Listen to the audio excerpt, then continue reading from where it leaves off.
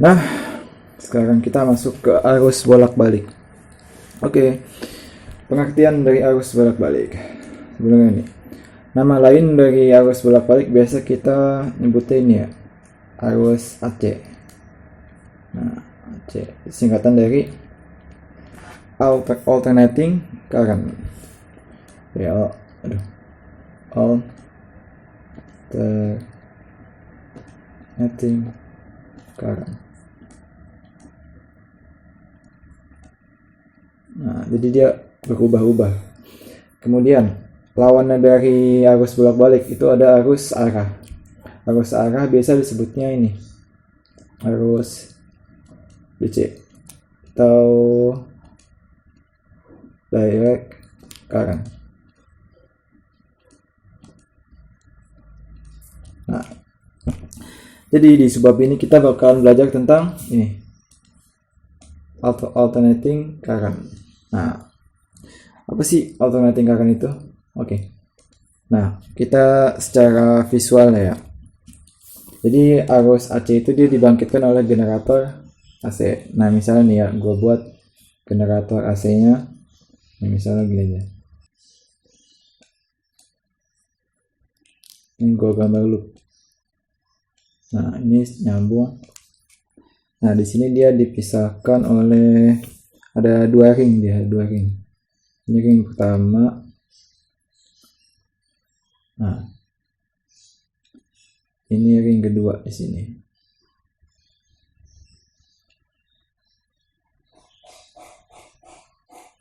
Oke. Oh, ini kurang bagus.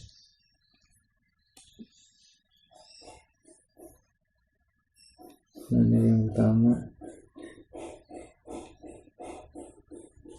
Ini ring kedua. Jadi sini nih yang di dalam ini kawatnya dia nyambung ke ring pertama, yang kawat kedua nyambung ke ring kedua. Jadi pas muter dia nggak bakal tabrakan. Nah, terus di sini disambungin nih. Di sini sambungin ada konduktor lagi buat ngalirin arusnya. Ini juga ada konduktor lagi. Nah, coba kalau si kawat ini nih, si konduktor ini nyambung ke ring pertama, otomatis listriknya bakal ngalir ke sini kan ya. Nah, ini muter ya terus di sini, makanya itu dipisahin ringnya. Nah, nanti listriknya ini dia keluar, di distribusiin ke ini masyarakat. Oke. Nah, biasanya kan ya generator AC ini kan dia digerakkan oleh ini oleh turbin, misalnya ya wind turbine, misalnya turbin angin lah. Biasanya turbinnya misalnya ya, turbin angin nanti nyambung sini, atau bisa juga oke, banyak sebenarnya generator buat nge-generate generator ya. Ada turbin, apalagi turbin ini kan turbin uap ya, turbin uap kayak gini. Nah, dia nanti berlapis-lapis turbin uap. Ini ada blade-nya banyak.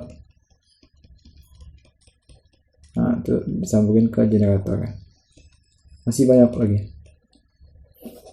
Intinya tuh semua merubah energi kinetik mekanik menjadi energi listrik. Nah, terus setelah sini nih si generatornya berputar. Nah, pas dia berputar, jadi di samping-samping generator ini banyak ini ada medan magnet. Nah, di sini ada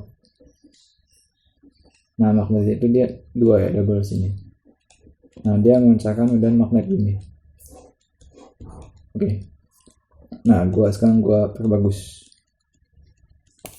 Kita fokus sama medan magnet yang ada di dalam. Nah, misalkan di sini sumbu putar ya.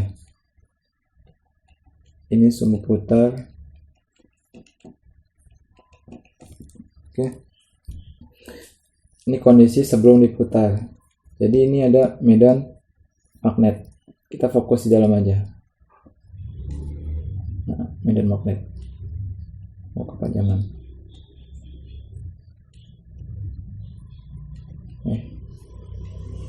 Ini medan magnetnya.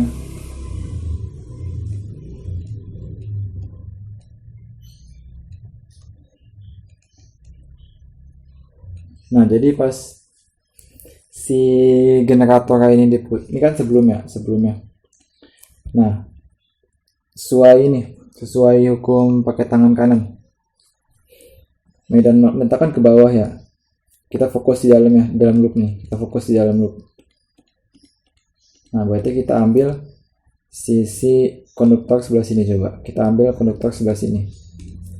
Nah, gue pisahin di sini.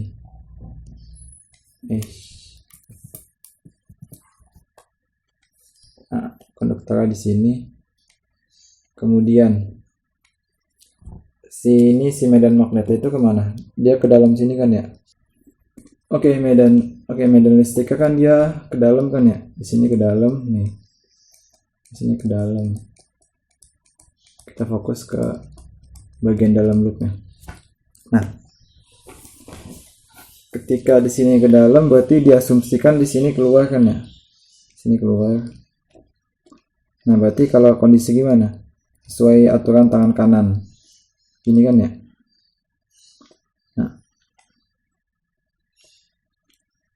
Nah gitu. Berarti listriknya arusnya ke sini kan, arusnya ke sini. Nah, medan magnetnya dia kayak gini.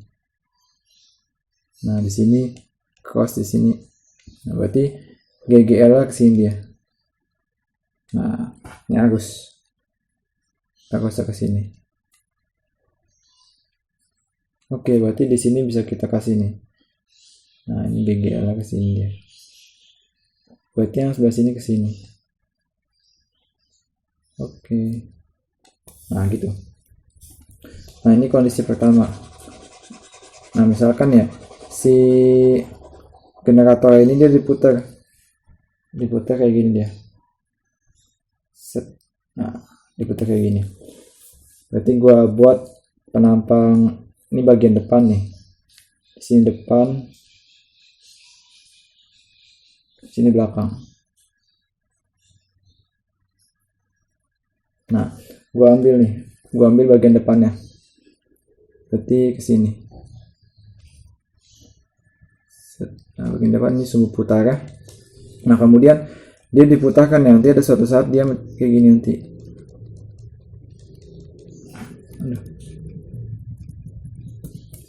Gua kasih warna ini aja, hijau aja. Nah, ini kondisinya.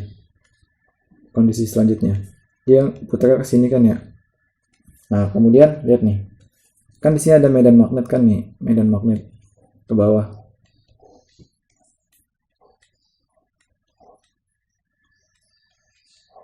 Nah. Coba perhatiin di sebelah kanan. Luas yang dilewati medan magnetnya makin kecil kan ya. Yang tadi panjang nih, yang tadi segini. Nah, terus jadi segini. Nah, dia lama mengecil luasnya. Nanti habis mengecil lama-lama dia jadi tegak lurus, jadi lurus gini dia. Kalau jadi lurus apa nggak ada yang lewatin kan ya? Ini luasnya ke sini, vektor luasnya ke sini, tapi medan magnetnya malah ke bawah. Nah gitu, jadi makin lama dia luasnya makin mengecil. Nah akibatnya makin mengecil apa? Induksinya apa? Medan induksinya dia nih, medan induksi. Misalnya kalau ini loop.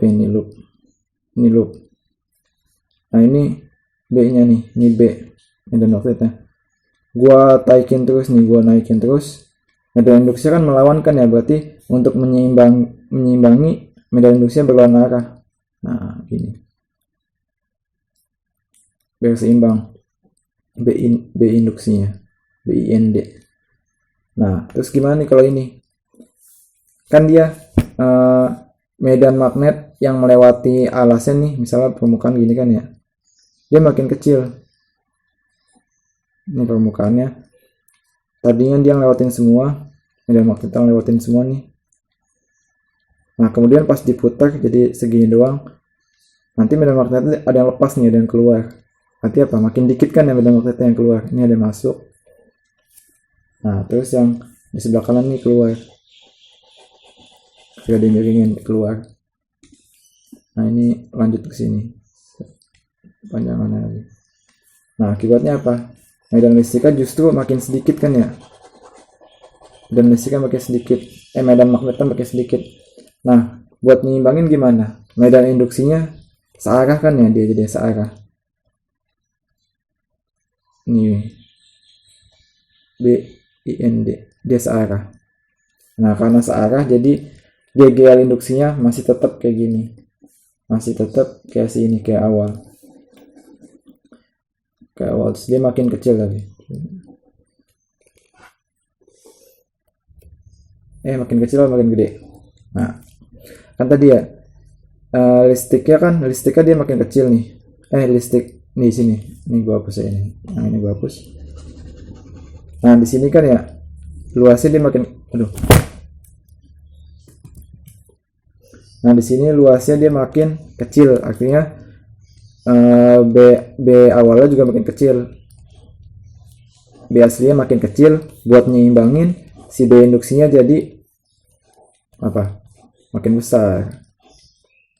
Nah, B ini makin besar, jadi dia ini nih si arusnya dia makin besar kan. Nah, oke. Misalkan ya udah kondisi ini, kondisi tegak lurus.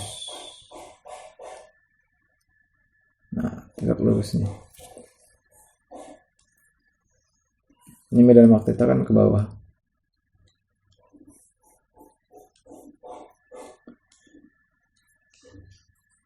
Nah, ketika dia kayak gini, nah, ini kan dia permukaan makin besar kan ini. Nah, permukaan yang dilewati oleh medan magnetnya makin besar. Nah, akibatnya apa? Makin banyak kan ya medan magnetnya yang lewatin permukaan. Nah, medan induksinya dia jadi berlawanan arah supaya ngurangin. Nah, BIND. Nah, supaya ngurangin. Jadi sekarang dia ke atas. Nah, coba ambil di sini, sisi sebelah sini. Ini yang ini kita pisahin. Kan yang nyebabin GGL nih, yang nyebabin GGL bukan medan awal, bukan medan asli, tapi medan induksi. Nah, dia ada dua. Nah, jadi medan induksinya sekarang ke atas. Ini gue buat. Nah, BIND ke atas dia. Berarti sekarang di dalam loopnya dia ke atas. Nah, fokus ke atas. Sesuai aturan tangan kanan. Gimana tuh? Gini kan ya? Nah,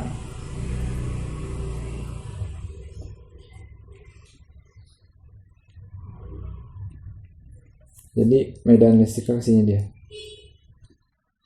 Oke, IND, GGL-nya ke sini. Nah, jadi berlawanan. Nah, jadi gitu. Bolak-balik kan ya, tadi ya ke sini nih. Tadi dia ke sini, kemudian balik lagi ke sini, terus balik lagi. Nah, itu dia nah namanya medan arus bolak-balik. Nanti grafiknya kayak gini deh.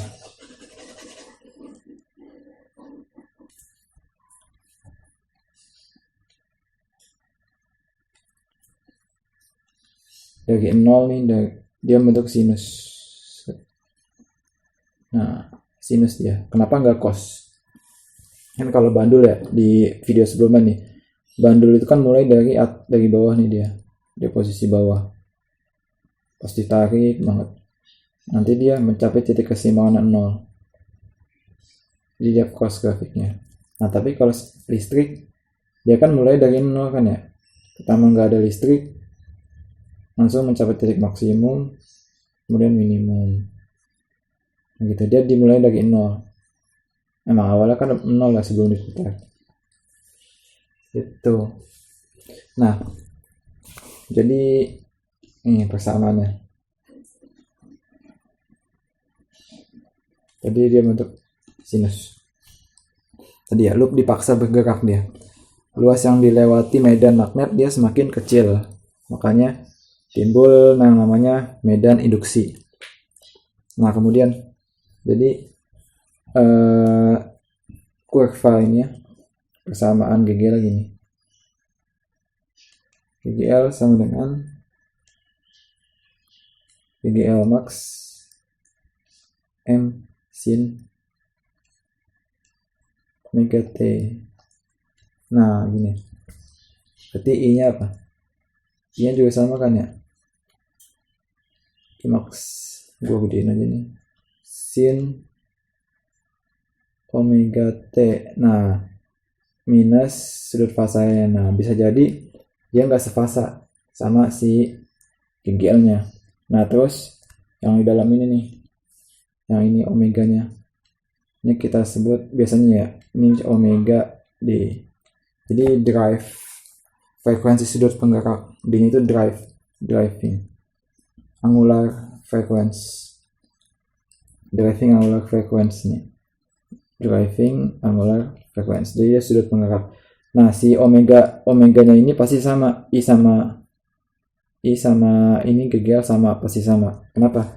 Soalnya kan di sini ada huruf D kan ya. Nah, driving yang ngegerakin dia apa? Si generator ini kan ya. Nah, generator ini yang ngegerakin. Karena sumbernya sama, makanya omeganya juga sama sudut penggeraknya. Gitu. Oke.